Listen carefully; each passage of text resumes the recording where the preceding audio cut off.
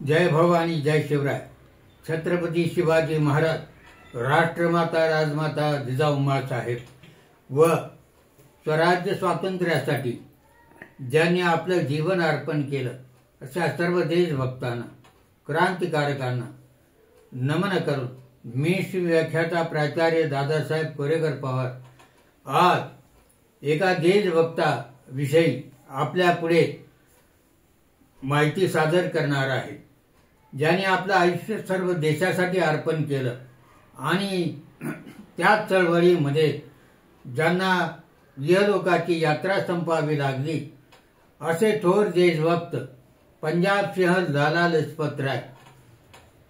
त्यावेळेला ब्रिटिश सरकारचं राज्य होतं आणि संपूर्ण भारत ज्यांनी जागृत केला ते म्हणजे पंजाब सिंह लाला लजपत राय हे पंजाबमधले, महाराष्ट्रातले लोकमान्य बाळ गंगाधर टिळक आणि बंगालमधले बिपिन चंद्र पाल म्हणजे लाल बाल पाल अशा प्रकारे या तिघांनी संपूर्ण इंग्रज सरकारच्या विरोधात असंतोष निर्माण करून जनजागृती केली. अशा या थोर महात्म्याचा म्हणजे पंजाब सिंह लाला लजपत राय यांचा जन्म 28 जानेवारी 1865 पंजाबमधील लुधियाना जिल्ह्यातील जगराव गावी झाला आणि त्यांचा मृत्यू 17 नोव्हेंबर 1928 साली झाला. अशा प्रकारच्या या जन्म आणि मृत्यूच्या मधल्या काळामध्ये संपूर्ण जीवन ज्यांनी आपलं देशासाठी अर्पण केलं अशा या थोर महात्म्याचं चरित्र आणि चारित्र्य आपल्या आत्ताच्या पिढीपुढं उभं राहावं आणि त्यातून आपल्याला काही मार्गदर्शन मिळावं.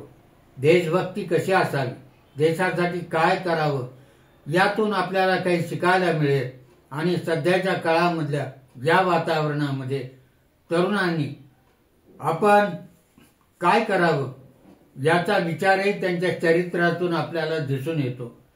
जे देशासाठी लढले ते अमर हुतात्मे झाले, सोडिले सर्व घरदार, सोडिला सुखी संसार, ज्योती समजीवन जगले, ते अमर हुतात्मे झाले, ते अमर हुतात्मे झाले.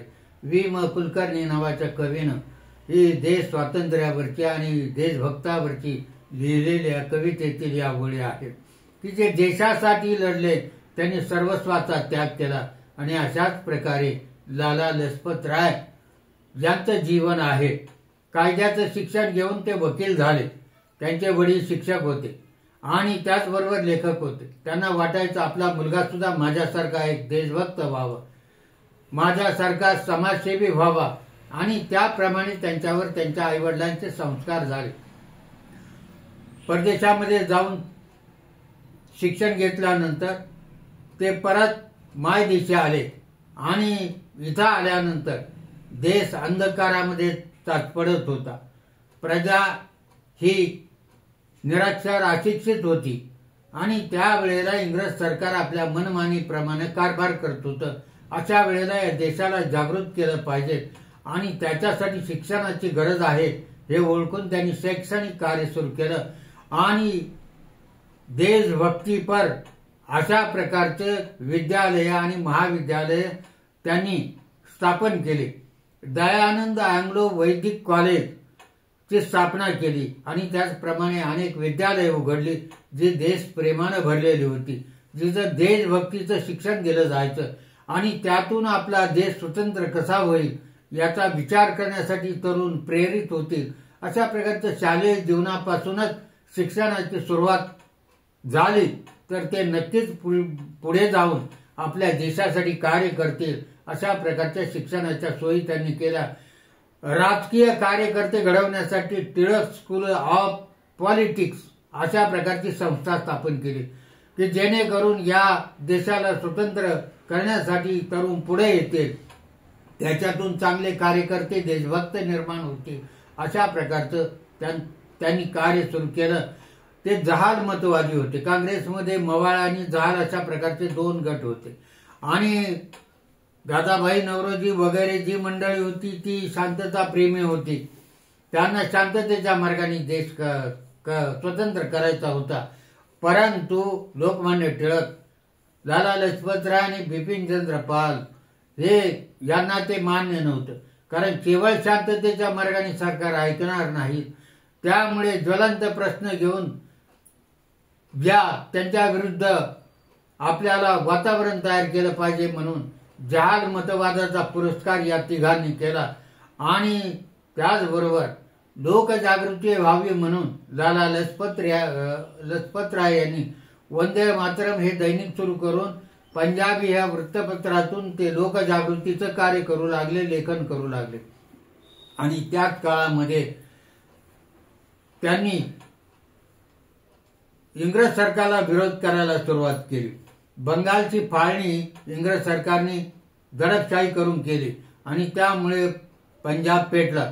देशाच्या ठिकठिकाणी आंदोलन सुरू झालं आणि इंग्रज सरकारची अवस्था पाहण्याजोगी झाली. याच काळामध्ये त्यांनी लाला लजपतराय यांनी शेतकरी संघटना स्थापन केली आणि आंदोलन सुरू केलं. आणि हे आंदोलन सरकारच्या विरोधात असल्यामुळे आणि त्यात शेतकरी सुद्धा सामील झाले, इतर कार्यकर्ते सामील झाले, सर्व जनता सामील झाली.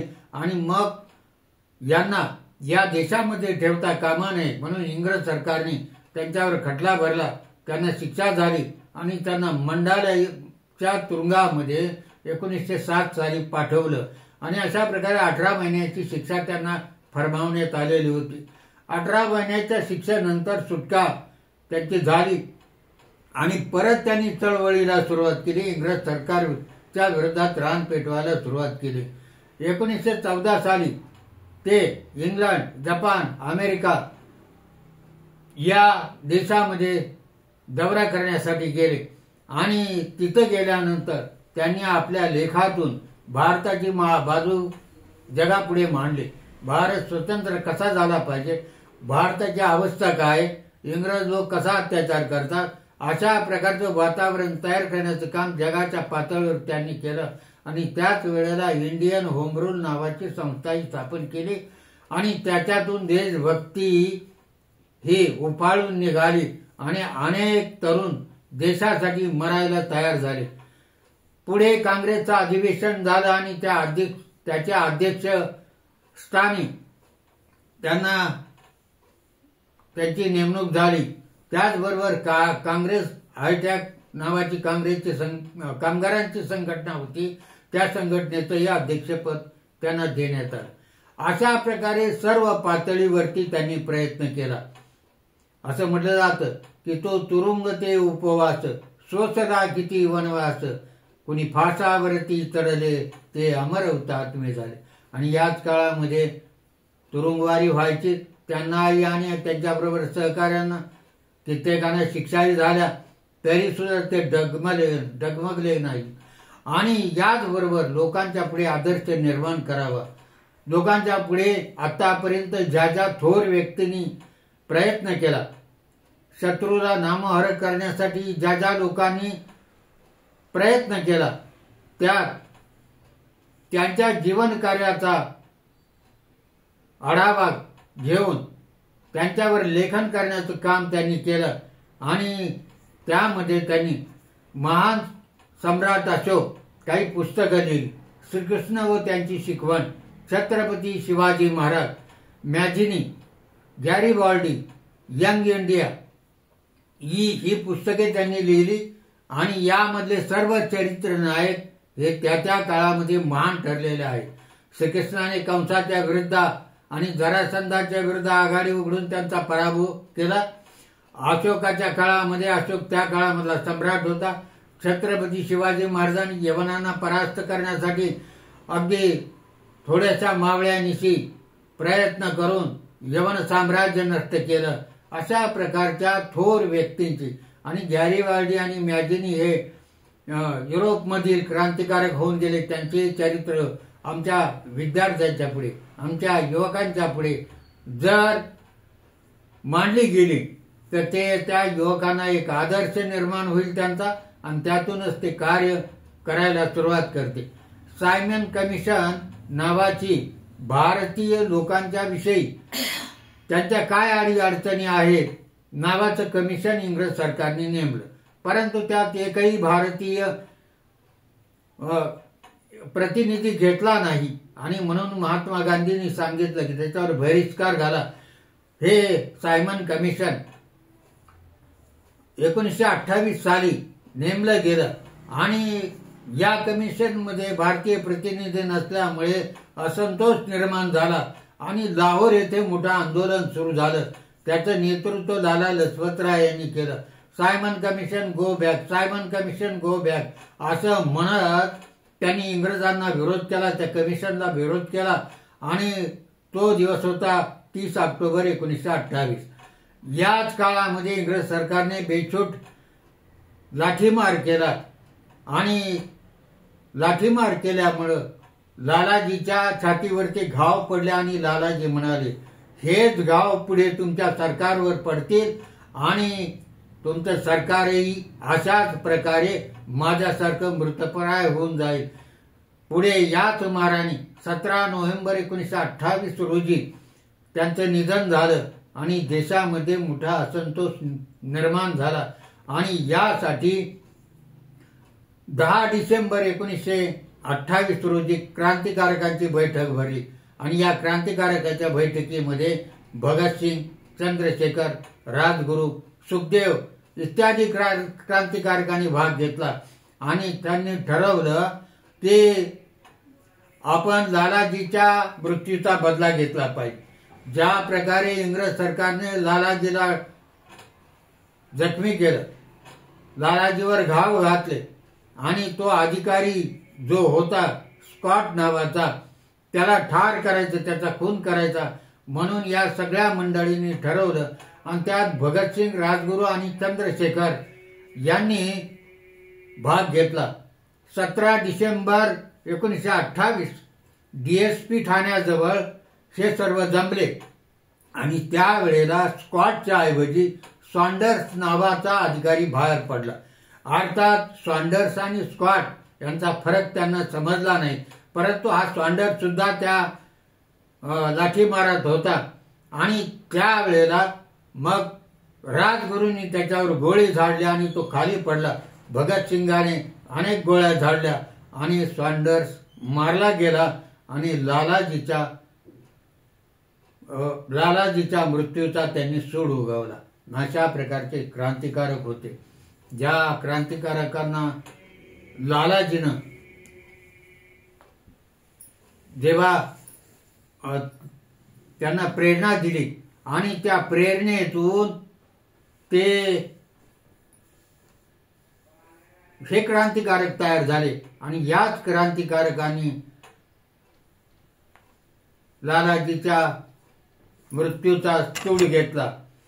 अर्थात हा सूड घेताना त्यांना किती त्रास झाला असेल, किती जण फासावर चढले, पुढे ह्या सगळ्यांना पुढे फाशी झाली आणि मग आपला देश स्वतंत्र झाला.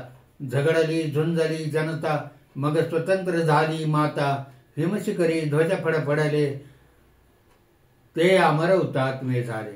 आणि हे सर्व हुतात्मे झाले, देशासाठी मारले गेले, देशासाठी मेले, कुणी फासावरती चढले आणि अशा प्रकारे लालाजीनं सुद्धा या देशासाठी त्यांनी बलिदान केलं. त्यांच्या जीवन कार्यातून आज आपल्या देशाला 77-78 वर्ष होऊन गेले. स्वतंत्र झाल्यानंतर देश स्वतंत्र झाला. लालाजी 1928 साली जरी त्यांचं निधन झालं तरी ही चळवळ पुढे चालत राहिली. महात्मा गांधीच्या रूपानं, क्रांतिकारकाच्या रूपानं, शांततेच्या मार्गाने तसं क्रांतीच्या मार्गाने आणि देश स्वतंत्र झाला. आणि आपल्या आता 77-78 वर्षाच्या काळामध्ये देशाची प्रगती झाली. परंतु या राज्यकर्त्यांनी आणि तुम्ही आम्ही सर्वांनी आणि आत्ताच्या तरुणांनी हे लक्षात ठेवलं पाहिजे की आज आपण स्वातंत्र्याची फळे चाकत असताना याच्या पायाशी किती लोकांचं बलिदान झालं त्याची आठवण ठेवली पाहिजे. केवळ आपल्याच कुटुंबाचं भरण पोषण करायचं, आपल्याच पिढ्यांची प्रगती करायची आणि आज कित्येक क्रांतिकारकाची कुटुंब उद्ध्वस्त झालेली आहेत.